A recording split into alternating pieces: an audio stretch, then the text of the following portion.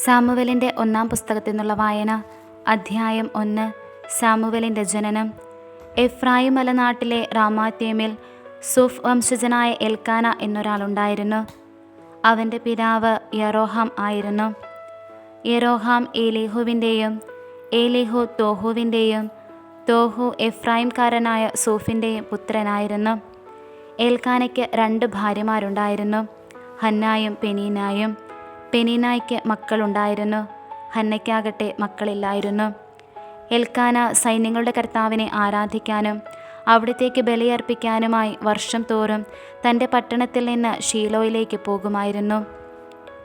ഏലിയുടെ പുത്രന്മാരായ ഹോഫ്നിയും ഫിനെഹാസുമായിരുന്നു അവിടെ കർത്താവിൻ്റെ പുരോഹിതന്മാർ. ബലിയർപ്പിക്കുന്ന ദിവസം എൽക്കാന ഭാര്യ പെനീനായ്ക്കും അവളുടെ പുത്രന്മാർക്കും പുത്രിമാർക്കും ഓഹരി കൊടുത്തിരുന്നു. ഹന്നായെ കൂടുതൽ സ്നേഹിച്ചിരുന്നെങ്കിലും അവൾക്ക് ഒരംശം മാത്രമേ നൽകിയിരുന്നുള്ളൂ. എന്തെന്നാൽ കർത്താവ് അവളെ വന്ധ്യയാക്കിയിരുന്നു. വന്ധ്യത നിമിത്തം അവളുടെ സ്വപത്നി അവളെ വേദനിപ്പിച്ചിരുന്നു.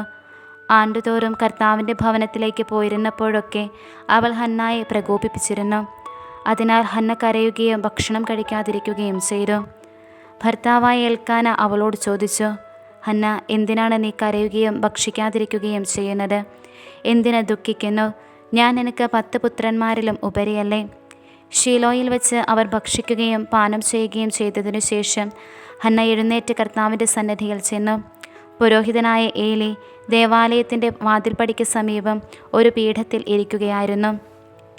അവൾ കർത്താവിനോട് ഹൃദയം നൊന്ത് കരഞ്ഞു പ്രാർത്ഥിച്ചു. അവൾ ഒരു നേർച്ച നേർന്നു.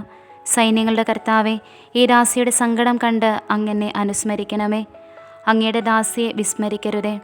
എനിക്കൊരു പുത്രനെ നൽകിയാൽ അവൻ്റെ ജീവിതകാലം മുഴുവൻ അവനെ ഞാൻ അങ്ങേക്ക് പ്രതിഷ്ഠിക്കും. അവൻ്റെ ശിരസിൽ ക്ഷൗരക്കത്തി സ്പർശിക്കുകയില്ല. ഹന്ന ദൈവസന്നിധിയിൽ പ്രാർത്ഥിച്ചുകൊണ്ടിരിക്കവേ ഏലി അവളെ ശ്രദ്ധിച്ചുകൊണ്ടിരുന്നു. അവൾ ഹൃദയത്തിൽ സംസാരിക്കുകയായിരുന്നു, അധരം മാത്രമേ ചലിച്ചിരുന്നുള്ളൂ, ശബ്ദം പുറത്തു വന്നതുമില്ല. അതിനാൽ അവൾ മദ്യപിച്ചിട്ടുണ്ടെന്ന് ഏലിക്ക് തോന്നി. ഏലി അവളോട് പറഞ്ഞു, എത്ര നേരം നീ ഉന്മത്തയായിരിക്കും? നിന്റെ ലഹരി അവസാനിപ്പിക്കുക. ഹന്ന പ്രതിവചിച്ചു, എൻ്റെ ഗുരു, അങ്ങനെയല്ല. വളരെയേറെ മനോവേദന അനുഭവിക്കുന്നവളാണ് ഞാൻ. വീഞ്ഞോ ലഹരി പാനീയമോ ഞാൻ കഴിച്ചിട്ടില്ല. കർത്താവിൻ്റെ മുൻപിൽ എൻ്റെ ഹൃദയവികാരങ്ങൾ ഞാൻ പകരുകയായിരുന്നു. ഈ ദാസിയെ അധപതിച്ചൊരുവളായി വിചാരിക്കരുതേ. അത്യധികമായ ആകുലതയും അസ്വസ്ഥതയും മൂലമാണ് ഞാൻ ഇതുവരെ സംസാരിച്ചത്. അപ്പോൾ ഏലി പറഞ്ഞു, സമാധാനമായി പോവുക. ഇസ്രായേലിൻ്റെ ദൈവം നിന്റെ പ്രാർത്ഥന സാധിച്ചു തരട്ടെ. അവൾ പ്രതിവചിച്ചു, ഈ ദാസിക്ക് അങ്ങയുടെ കൃപാകടാക്ഷമുണ്ടാകട്ടെ. അനന്തരം അവൾ പോയി ഭക്ഷണം കഴിച്ചു. പിന്നീട് ഒരിക്കലും അവളുടെ മുഖം മ്ലാനമായിരുന്നിട്ടില്ല. എൽക്കാനയും കുടുംബവും അതിരാവിലെ എഴുന്നേറ്റ് കർത്താവിനെ ആരാധിച്ചതിനു ശേഷം റാമായിലുള്ള തങ്ങളുടെ ഗൃഹത്തിലേക്ക് പോയി. എൽക്കാന ഹന്നയെ പ്രാപിക്കുകയും കർത്താവ് അവളെ അനുസ്മരിക്കുകയും ചെയ്തു. അവൾ ഗർഭം ധരിച്ചൊരു പുത്രനെ പ്രസവിച്ചു. ഞാൻ അവനെ കർത്താവിനോട് ചോദിച്ചു വാങ്ങിയതാണ് എന്ന് പറഞ്ഞ് അവൾ അവന് സാമുവേൽ എന്ന് പേരിട്ടു. എൽക്കാന കുടുംബസമേതം കർത്താവിന് വർഷം തോറുമുള്ള ബലിയർപ്പിക്കാനും നേർച്ച നിറവേറ്റാനും പോയി. എന്നാൽ ഹന്ന പോയില്ല. അവൾ ഭർത്താവിനോട് പറഞ്ഞു, കുഞ്ഞിൻ്റെ മുലകുടി മാറട്ടെ. അവൻ കർത്തൃസന്നിധിയിൽ പ്രവേശിച്ച് എന്നേക്കും അവിടെ വസിക്കുന്നതിന് അപ്പോൾ കൊണ്ടുവന്നു കൊള്ളാം. എൽക്കാന അവളോട് പറഞ്ഞു, നിന്റെ യുക്തം പോലെ ചെയ്തു കൊള്ളുക. അവൻ്റെ മുലകുടി മാറട്ടെ. കർത്താവിനോടുള്ള വാക്ക് നിറവേറ്റിയാൽ മതി. അങ്ങനെ അവൾ കുഞ്ഞിൻ്റെ മുലകുടി മാറുന്നതുവരെ വീട്ടിൽ താമസിച്ചു. പിന്നീട് 3 വയസ്സുള്ള ഒരു കാളക്കുട്ടി, ഒരെഫ മാവ്, ഒരു കുടം വീഞ്ഞ് എന്നിവയോടുകൂടെ അവൾ അവനെ ഷീലോയിൽ കർത്താവിൻ്റെ ആലയത്തിലേക്ക് കൊണ്ടുവന്നു. സാമുവേൽ അപ്പോൾ ബാലനായിരുന്നു. അവൾ കാളക്കുട്ടിയെ ബലിയർപ്പിച്ചു. അനന്തരം ശിശുവിനെ ഏലിയുടെ അടുക്കൽ കൊണ്ടുവന്നു. അവൾ പറഞ്ഞു, ഗുരു, ഇവിടെ അങ്ങയുടെ മുൻപിൽ നിന്ന് കർത്താവിനോട് പ്രാർത്ഥിച്ച സ്ത്രീ തന്നെയാണ് ഞാൻ. ഈ കുഞ്ഞിനു വേണ്ടിയാണ് ഞാൻ പ്രാർത്ഥിച്ചത്. എൻ്റെ പ്രാർത്ഥന കർത്താവ് കേട്ടു. ആകയാൽ ഞാൻ അവനെ കർത്താവിനെ സമർപ്പിച്ചിരിക്കുന്നു. ആജീവനാന്തം അവൻ കർത്താവിനുള്ളവനായിരിക്കും. അവർ കർത്താവിനെ ആരാധിച്ചു. അധ്യായം 2. ഹന്നായുടെ കീർത്തനം. ഹന്ന ഇങ്ങനെ പ്രാർത്ഥിച്ചു, എൻ്റെ ഹൃദയം കർത്താവിൽ ആനന്ദിക്കുന്നു. എൻ്റെ ശിരസ് കർത്താവിൽ ഉയർന്നിരിക്കുന്നു. എൻ്റെ അധരം ശത്രുക്കളെ പരിഹസിക്കുന്നു. എന്തെന്നാൽ അവിടുത്തെ രക്ഷയിൽ ഞാൻ ആനന്ദിക്കുന്നു. കർത്താവിനെ പോലെ പരിശുദ്ധനായി മറ്റാരുമില്ല. കർത്താവല്ലാതെ മറ്റാരുമില്ല. നമ്മുടെ ദൈവത്തെ പോലെ സുസ്ഥിരമായ ഒരു ആശ്രയമില്ല. അഹന്തയോടെ മേലിൽ സംസാരിക്കരുത്. നിന്റെ നാവിൽ നിന്ന് ഗർവ് പുറപ്പെടാതിരിക്കട്ടെ. കാരണം കർത്താവ് സർവജ്ഞനായ ദൈവമാണ്. പ്രവർത്തികളെ വിലയിരുത്തുന്നത് അവിടുന്നാണല്ലോ. വീരന്മാരുടെ വില്ലുകൾ തകരുന്നു, ബലഹീനരാകട്ടെ ശക്തി പ്രാപിക്കുന്നു. സുഭിക്ഷം അനുഭവിച്ചിരുന്നവർ ആഹാരത്തിനായി കൂലിപ്പണി ചെയ്യുന്നു. വിശപ്പ് അനുഭവിച്ചിരുന്നവർ സംതൃപ്തി അടയുന്നു. വന്ധ്യ 7 പ്രസവിക്കുന്നു. സന്താനസമ്പത്തുള്ളവർ നിരാലംബരാകുന്നു. കർത്താവ് ജീവൻ എടുക്കുകയും കൊടുക്കുകയും ചെയ്യുന്നു. അവിടുന്ന് പാതാളത്തിലേക്ക് ഇറക്കുകയും അവിടെ നിന്ന് കയറ്റുകയും ചെയ്യുന്നു. ദരിദ്രനും ധനികനും ആക്കുന്നത് കർത്താവാണ്. താഴ്ത്തുന്നതും ഉയർത്തുന്നതും അവിടുന്ന് തന്നെ. ദരിദ്രനെ അവിടുന്ന് ധൂളിയിൽ നിന്ന് ഉയർത്തുന്നു, അഗതിയെ കുപ്പയിൽ നിന്ന് സമുദ്ധരിക്കുന്നു. അങ്ങനെ അവരെ പ്രഭുക്കന്മാരോടൊപ്പം ഇരുത്തി ഉന്നത സ്ഥാനങ്ങൾക്ക് അവകാശികളാക്കുന്നു. ഭൂമിയുടെ അടിത്തൂണുകൾ കർത്താവിൻ്റേതാണ്. അതിന്മേൽ അവിടുന്ന് ലോകത്തെ ഉറപ്പിച്ചിരിക്കുന്നു. തൻ്റെ വിശ്വസ്തരുടെ പാദങ്ങളെ അവിടുന്ന് കാക്കുന്നു. ദുഷ്ടന്മാർ അന്ധകാരത്തിൽ ഉപേക്ഷിക്കപ്പെടുന്നു. ശക്തിയാൽ ആരും പ്രബലനാകുന്നില്ല. കർത്താവ് പ്രതിയോഗികളെ ഛിന്നഭിന്നമാക്കുന്നു. അവർക്കെതിരെ ആകാശത്തിൽ ഇടിമുഴക്കുന്നു. അവിടുന്ന് ഭൂമിയെ മുഴുവൻ വിധിക്കും. തൻ്റെ രാജാവിന് ശക്തി കൊടുക്കും. തൻ്റെ അഭിഷിക്തൻ്റെ ശിരസ്സ് ഉയർത്തുമാറാക്കും. അനന്തരം എൽക്കാന റാമായിലുള്ള തൻ്റെ ഭവനത്തിലേക്ക് മടങ്ങി. ബാലനായ സാമുവലാകട്ടെ പുരോഹിതനായ ഏലിയുടെ സാന്നിധ്യത്തിൽ കർത്താവിന് ശുശ്രൂഷ ചെയ്തു പോന്നു. ഏലിയുടെ പുത്രന്മാർ ദുർമാർഗികളും കർത്താവിനെ ബഹുമാനിക്കാത്തവരുമായിരുന്നു. ജനങ്ങളിൽ നിന്ന് പുരോഹിതന്മാർക്ക് ലഭിക്കേണ്ട വിഹിതത്തെ സംബന്ധിക്കുന്ന നിയമം അവർ മാനിച്ചില്ല. ആരെങ്കിലും ബലിയർപ്പിച്ച മാംസം പാകം ചെയ്യുമ്പോൾ പുരോഹിതൻ്റെ ഭൃത്യൻ പാത്രത്തിൽ മുപ്പല്ലി കൊണ്ട് കുത്തി അതിൽ കിട്ടുന്നത് മുഴുവൻ പുരോഹിതനു വേണ്ടി എടുത്തിരുന്നു. ഷീലോയിൽ വന്നിരുന്ന ഇസ്രായേൽക്കാരോടെല്ലാം അവർ ഇപ്രകാരമാണ് പ്രവർത്തിച്ചത്. കൂടാതെ മേധസ് ദഹിപ്പിക്കുന്നതിന് മുമ്പ് തന്നെ ബലിയർപ്പിക്കുന്നവനോട് പുരോഹിതൻ്റെ ഭൃത്യൻ വന്നു പറയും, പുരോഹിതന് വേണ്ടി പാകം ചെയ്യാൻ കുറേ മാംസം തരിക. പച്ചമാംസമല്ലാതെ വേവിച്ചത് അദ്ദേഹം സ്വീകരിക്കുകയില്ല.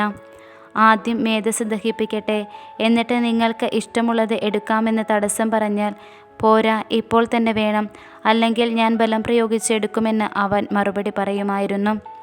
ഏലിയുടെ പുത്രന്മാരുടെ പാപം ദൈവസന്നിധിയിൽ ഗുരുതരമായി തീർന്നു. അത്ര അശ്രദ്ധയോടെയാണ് അവർ കർത്താവിനുള്ള അർച്ചന വീക്ഷിച്ചത്. ബാലനായ സാമുവേൽ കർത്താവിന് ശുശ്രൂഷ ചെയ്തു പോന്നു. ചണനൂൽ കൊണ്ടുള്ള ഒരു വിശേഷ വസ്ത്രമാണ് അവൻ ധരിച്ചിരുന്നത്. ബലിയർപ്പിക്കാൻ ഭർത്താവിനോടൊത്ത് വർഷം തോറും പോകുമ്പോൾ അവൻ്റെ അമ്മ ചെറിയ ഉടുപ്പുണ്ടാക്കി അവന് കൊടുത്തിരുന്നു. കർത്താവിന് സമർപ്പിച്ച ഈ കുട്ടിക്ക് പകരം ഈ സ്ത്രീയിൽ നിന്ന് തന്നെ വേറെ സന്താനങ്ങളെ ദൈവം നൽകട്ടെ എന്ന് എൽക്കാനയെയും ഭാര്യയെയും ഏലി അനുഗ്രഹിച്ചിരുന്നു.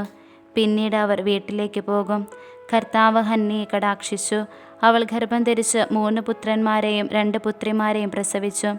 ബാലനായ സാമുവലാകട്ടെ കർത്താവിൻ്റെ സന്നിധിയിൽ വളർന്നു വന്നു. ഏലി വൃദ്ധനായി. തൻ്റെ പുത്രന്മാർ ഇസ്രായേൽ ജനത്തോട് ചെയ്തിരുന്നതെല്ലാം അവൻ കേട്ടു. സമാഗമ കൂടാരത്തിൻ്റെ പ്രവേശന കവാടത്തിൽ ജോലി ചെയ്തിരുന്ന സ്ത്രീകളോടൊത്ത് അവർ ശയിച്ചിരുന്ന വിവരവും അവൻ അറിഞ്ഞു. അവൻ അവരോട് പറഞ്ഞു, എന്താണ് നിങ്ങൾ ഈ ചെയ്യുന്നത്? നിങ്ങളുടെ ദുഷ്കൃത്യങ്ങളെപ്പറ്റി ഓരോരുത്തർ പറയുന്നത് ഞാൻ കേൾക്കുന്നു. മക്കളെ, മേലാൽ അങ്ങനെ ചെയ്യരുത്. നിങ്ങളെപ്പറ്റി ദൈവജനം പറഞ്ഞത് ഞാൻ കേൾക്കുന്ന കാര്യങ്ങൾ തീരെ നന്നല്ല. മനുഷ്യൻ മനുഷ്യനോട് പാപം ചെയ്താൽ ദൈവം അവന് വേണ്ടി മാധ്യസ്ഥം വഹിക്കും.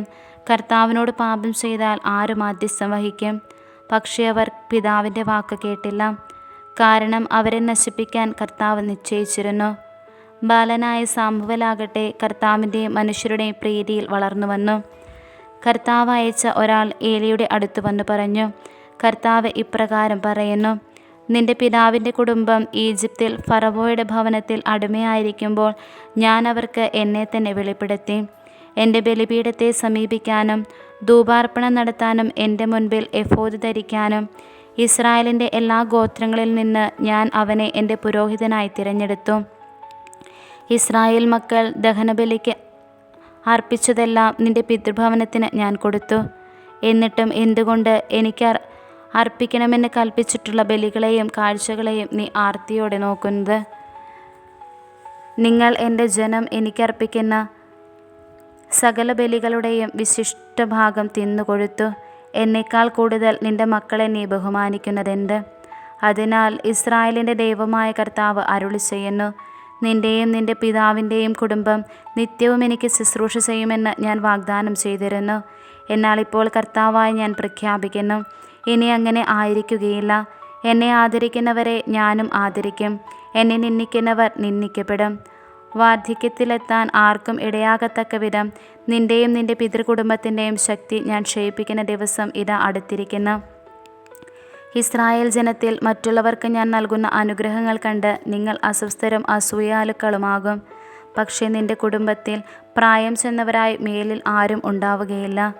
നിങ്ങളിൽ ഒരുവനെ എൻ്റെ ബലിപീഠത്തിൽ നിന്ന് ഞാൻ വിച്ഛേദിക്കുകയില്ല. കണ്ണീരുകൊണ്ട് അവൻ്റെ കാഴ്ച മങ്ങുകയും ഹൃദയം ഉരുകുകയും ചെയ്യും. നിൻ്റെ സന്താനങ്ങൾ വാളിനിരയാകും. നിൻ്റെ പുത്രന്മാരായ ഹോഫ്നിയും ഫിനെഹാസും ഒരേ ദിവസം തന്നെ മരിക്കും. ഇത് നിനക്ക് അടയാളമായിരിക്കും. എനിക്ക് വേണ്ടി വിശ്വസ്തനായ ഒരു പുരോഹിതനെ ഞാൻ തിരഞ്ഞെടുക്കും. എൻ്റെ ഹൃദയാഭിലാഷമനുസരിച്ച് അവൻ പ്രവർത്തിക്കും. അവൻ്റെ കുടുംബം ഞാൻ നിലനിർത്തും. എൻ്റെ അഭിഷിക്തൻ്റെ സന്നിധിയിൽ അവൻ നിത്യവും ശുശ്രൂഷ ചെയ്യും. നിൻ്റെ കുടുംബത്തിൽ അവശേഷിക്കുന്നവരെല്ലാം ഒരു വെള്ളിക്കാശിന് ഒരു കഷ്ണം അപ്പത്തിനു വേണ്ടി അവനോട് യാചിച്ചുകൊണ്ട് പറയും, ഒരു കഷ്ണം അപ്പം ലഭിക്കേണ്ടതിന് എന്നെ എന്തെങ്കിലും പുരോഹിത വൃത്തിക്ക് ചേർക്കണമേ. അധ്യായം 3. സാമുവേലിനെ വിളിക്കുന്നു. ഏലിയുടെ സാന്നിധ്യത്തിൽ ബാലനായ സാമുവേൽ കർത്താവിനെ ശുശ്രൂഷ ചെയ്തു പോന്നു. അക്കാലത്ത് കർത്താവിൻ്റെ അരുളപ്പാടുകൾ ചുരുക്കമായിട്ടേ ലഭിച്ചിരുന്നുള്ളൂ. ദർശനങ്ങൾ വിരളമായിരുന്നു. ഏലി ഒരു ദിവസം തൻ്റെ മുറിയിൽ കിടക്കുകയായിരുന്നു. അവനൊന്നും കാണാൻ കഴിയാത്ത വിധം കാഴ്ച മങ്ങിത്തുടങ്ങിയിരുന്നു. ദൈവത്തിൻ്റെ മുൻപിലെ ദീപം അണഞ്ഞിരുന്നില്ല. സാമുവേൽ ദേവാലയത്തിൽ ദൈവത്തിൻ്റെ പേടകം സ്ഥിതി ചെയ്യുന്നതിനരികെ കിടക്കുകയായിരുന്നു. അപ്പോൾ കർത്താവ് സാമുവേലിനെ വിളിച്ചു. Samuel, Samuel. അവൻ വിളി കേട്ടു. ഞാനിതാ. അവൻ ഏലിയുടെ അടുക്കലേക്ക് ഓടി. അങ്ങനെ വിളിച്ചല്ലോ, ഞാനിതാ വന്നിരിക്കുന്നു എന്ന് പറഞ്ഞു. ഏലി പറഞ്ഞു, ഞാൻ നിന്നെ വിളിച്ചില്ല, പോയി കിടന്നുകൊള്ളുക. അവൻ പോയി കിടന്നു. കർത്താവ് വീണ്ടും സാമുവേലിനെ വിളിച്ചു. സാമുവേൽ. അവൻ എഴുന്നേറ്റ് ഏലിയുടെ അടുക്കലേക്ക് ചെന്ന് പറഞ്ഞു, അങ്ങനെ വിളിച്ചല്ലോ, ഞാനിതാ വന്നിരിക്കുന്നു. ഏലി പറഞ്ഞു, മകനെ, നിന്നെ ഞാൻ വിളിച്ചില്ല, പോയി കിടന്നുകൊള്ളുക. കർത്താവാണ് വിളിച്ചതെന്ന് സാമുവേൽ അപ്പോഴും അറിഞ്ഞില്ല. കാരണം അതുവരെ കർത്താവിൻ്റെ ശബ്ദം അവന് വെളിവാക്കപ്പെട്ടിരുന്നില്ല. മൂന്നാമതും കർത്താവ് സാമുവേലിനെ വിളിച്ചു. അവൻ എഴുന്നേറ്റ് ഏലിയുടെ അടുത്ത് ചെന്ന് പറഞ്ഞു, അങ്ങനെ വിളിച്ചല്ലോ, ഞാനിതാ വന്നിരിക്കുന്നു. കർത്താവാണ് ബാലനെ വിളിച്ചതെന്ന് അപ്പോൾ ഏലിക്ക് മനസ്സിലായി. അതിനാൽ ഏലി സാമുവേലിനോട് പറഞ്ഞു, പോയി കിടന്നുകൊള്ളുക. ഇനി നിന്നെ വിളിച്ചാൽ കർത്താവെ അരുളി ചെയ്താലും അങ്ങയുടെ ദാസനിതാ ശ്രവിക്കുന്നു എന്ന് പറയണം. സാമുവേൽ പോയി കിടന്നു. അപ്പോൾ കർത്താവ് വന്നു നിന്ന് മുൻപിലത്തെ പോലെ സാമുവേൽ, സാമുവേൽ എന്ന് വിളിച്ചു. സാമുവേൽ പ്രതിവചിച്ചു, അരുളി ചെയ്താലും അങ്ങയുടെ ദാസനിതാ ശ്രവിക്കുന്നു. കർത്താവ് അവനോട് പറഞ്ഞു, ഇസ്രായേൽ ജനതയോട് ഞാനൊരു കാര്യം ചെയ്യാൻ പോകുകയാണ്. അത് കേൾക്കുന്നവൻ്റെ ഇരു ചെവികളും തരിച്ചു പോകും. ഏലിയുടെ കുടുംബത്തിനെതിരായി ഞാൻ പറഞ്ഞിട്ടുള്ളതെല്ലാം അന്ന് ഞാൻ ആദ്യാന്തം നിർവഹിക്കും. മക്കൾ ദൈവദൂഷണം പറയുന്ന കാര്യം അറിഞ്ഞിട്ടും അവരെ തടയാഞ്ഞതുമൂലം ഞാൻ അവൻ്റെ കുടുംബത്തിൻ്റെ മേൽ എന്നേക്കുമായി ശിക്ഷാവിധി നടത്താൻ പോവുകയാണെന്ന് ഞാൻ പറയുന്നു. ഏലി കുടുംബത്തിൻ്റെ പാപത്തിന് ബലികളും കാഴ്ചകളും ഒരിക്കലും പരിഹാരമാവുകയില്ലെന്ന് ഞാൻ ശപഥം ചെയ്യുന്നു. പ്രഭാതം വരെ സാമുവേൽ കിടന്നു. അനന്തരം അവൻ കർത്താവിൻ്റെ ആലയത്തിൻ്റെ വാതിലുകൾ തുറന്നു. തനിക്കുണ്ടായ ദർശനം ഏലിയോട് പറയാൻ അവൻ ഭയപ്പെട്ടു.